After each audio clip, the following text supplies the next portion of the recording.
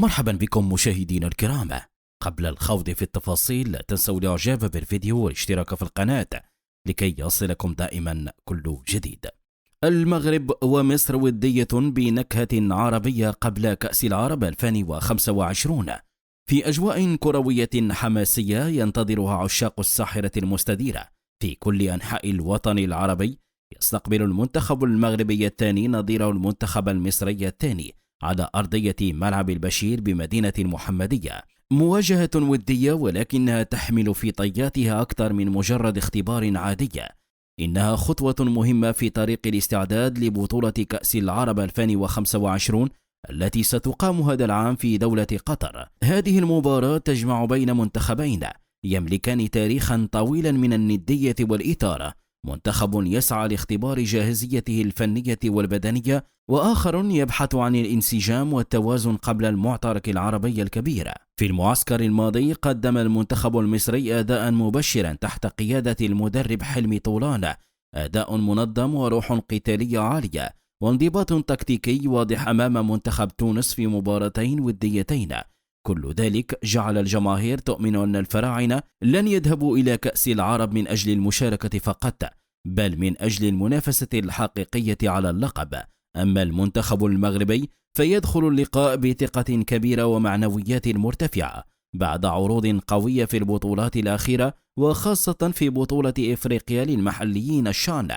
جيل جديد من أسود الأطلس يؤكد أنه قادر على السير على خطى الكبار، وأن المغرب تبقى دائما مرشحة فوق العادة للتتويج في أي منافسة عربية أو إفريقية. موعد المباراة تقام المواجهة اليوم الخميس 9 أكتوبر 2025 على ملعب البشير بالمحمدية، وتنطلق صافرة البداية في تمام الساعة 5 مساء بتوقيت المغرب والجزائر وتونس، أي 7 مساء بتوقيت مصر والسعودية.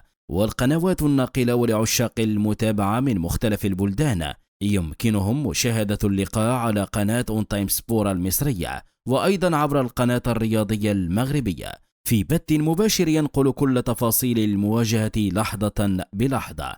التحضيرات الفنية: المدرب المغربي طارق السكتيوي اختار كوكبة من النجوم المميزين، تشكيلة هجومية متوازنة تمزج بين الخبرة والحماس لتكون على النحو الآتي: صلاح الدين شهاب في حراسة المرمى، في الدفاع محمد بلكسوت، يونس عبد الحميد، حمزة المساوي، وسفيان بوفتيني. في الوسط أشرف بن شرقي، أنس، صابر بوغرين، ورضا سليمة.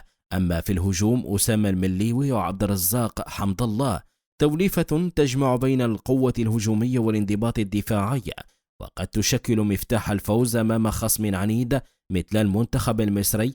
أما كتيبة الفراعنة فيقودها المدرب حلمي طولان الذي يعتمد أسلوبا متوازنا بين الدفاع والهجوم، ويعول على سرعة أجنحته وحيوية لاعبيه في خط الوسط لتطبيق الضغط العالي منذ الدقائق الأولى. التشكيلة المصرية المنتظرة تأتي بخطة 4-3-3 على النحو الآتي: في حراسة المرمى أحمد الشناوي، وفي خط الدفاع يحيى زكريا، أحمد سامي، ياسين مرعي، وأحمد هاني. في الوسط أكرم توفيق، عمرو السويلة، ومحمد مجدي. أما في الهجوم أحمد عاطف، محمد شريف، ومصطفى شلبي. أسماء أثبتت حضورها في الدوري المصري وتملك من الخبرة ما يكفي لمواجهة أي خصم في القارة السمراء.